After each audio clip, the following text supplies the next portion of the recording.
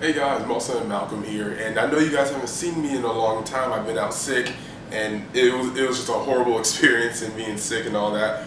But I'm glad that I'm back now, and you guys have been subscribing since I've been gone, so I really do appreciate that. But this video is not about me. So let's go ahead and start the video. Welcome to Talk Malcolm Talk.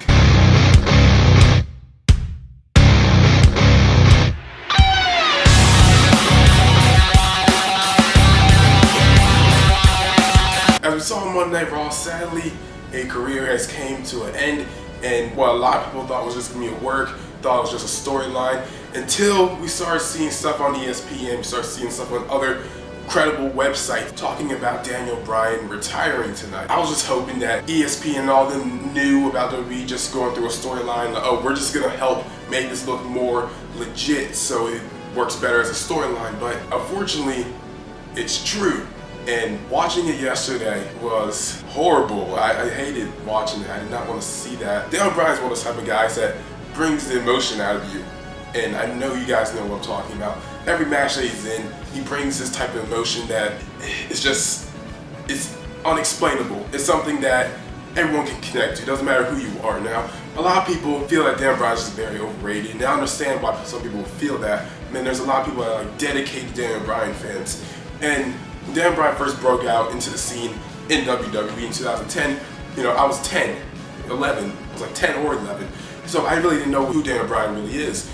And I look at him, I'm like, oh, who's this little dude trying to wrestle wearing these stupid dark red tights? Like, he's that stupid, he's not going to make it. And Daniel Bryan, he's one of the first guys that actually introduced me to the fact that there's more wrestling companies than just the WWE, because I'm like 10 years old, so all I know is like a WWE.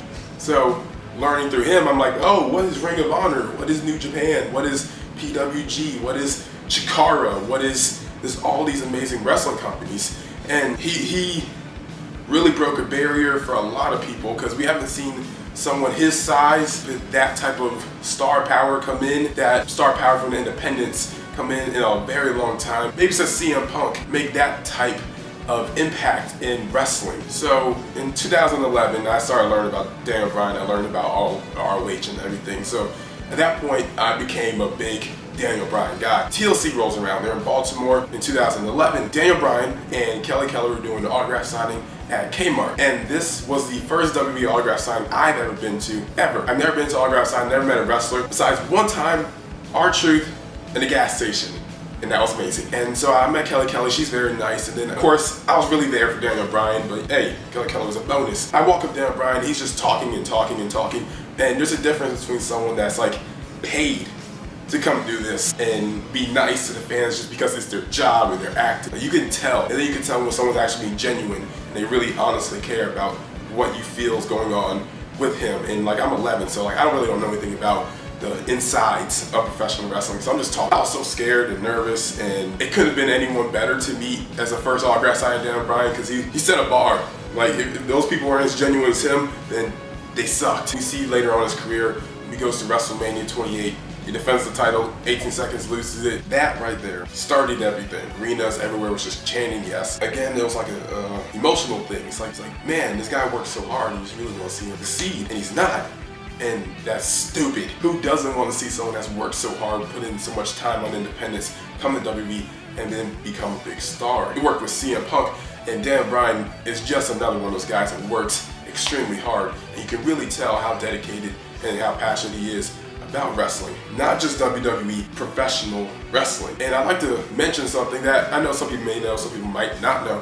Every match at WrestleMania that Daniel Bryan has been a part of has been a championship match, minus facing Triple H. WrestleMania 27, he had the United States Championship match, the champion was Sheamus. And I know we got turned to a Battle Royal, but at the moment, it was a championship match. WrestleMania 28, he walked in the World Heavyweight Champion, lost in 18 seconds to Sheamus. WrestleMania 29, he defended tag team championships with Kane against Dolph Ziggler and Big E Langston. WrestleMania 30, better known as WrestleMania, he defeated Triple H, moved on to the main event, won the WWE World Heavyweight Championship, in a match that, if he didn't win it, the ratings would have dropped severely. In his last WrestleMania match, WrestleMania 31, he wins the Intercontinental Championship in a ladder match. So over the past year, we've seen Daniel Bryan talk about how, you know, all the doctors are clearing him except for WWE, and it was really made to look like Not like, oh, this is a storyline thing. It was made it look like WWE is like a piece of crap for not clearing this guy to compete, because everyone wants to see him compete. Who doesn't love Daniel Bryan, right? Then when Daniel Bryan started talking about concussions and brain injury, it really made WWE look a lot better, which I know Vince McMahon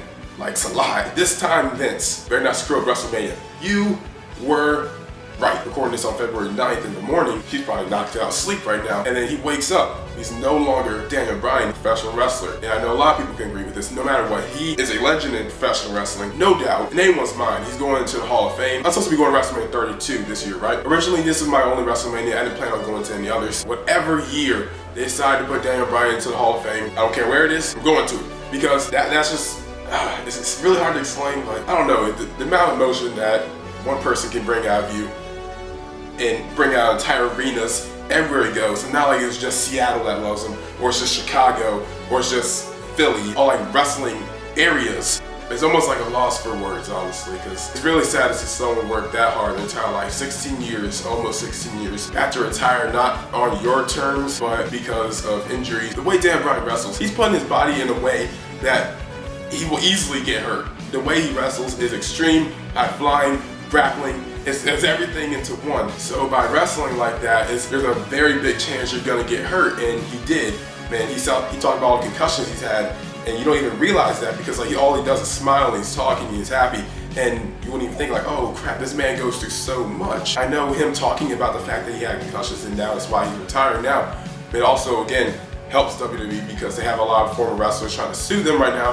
The whole concussion thing going on. It's like a mini version of the NFL in a way. But before I ramble on too much, Daniel Bryan had one of the greatest careers in WWE for it to be so short, but so many things he's done in WWE and outside of WWE is so amazing. His entire ROH career, every match he had in ROH was just phenomenal. His feud with CM Punk in 2012, they put on some of the best matches I've ever seen in WWE for the longest. I literally go back and rewatch Over the Limit 2012 so many times that I love that match. And then his overall personality, his passion for professional wrestling is what really makes everyone a Daniel Bryan mark. Daniel Bryan, if you're watching this, which you're probably not, but if you are, thank you Daniel Bryan for putting all the work in WWE and outside of WWE. Man, putting your body on the line, just entertaining. You will definitely go down as one of the greatest of all time. But if the WWE doesn't necessarily want to talk about you as in a way of John Cena or Hulk Hogan or Bret Hart, trust me, the fans will make sure that you always be remembered. Thank you guys for watching this video. Hope you really enjoyed. Tell me in the comments below, what's your favorite Daniel Bryan moment? All the social media are down in the description. Make sure to like, comment, share, and always, it's kind of early in the morning. I gotta get ready for school. I gotta catch the bus in an hour or so. So sweet. This is something you should know. I made my fitness goals. I went from being shaped like a ball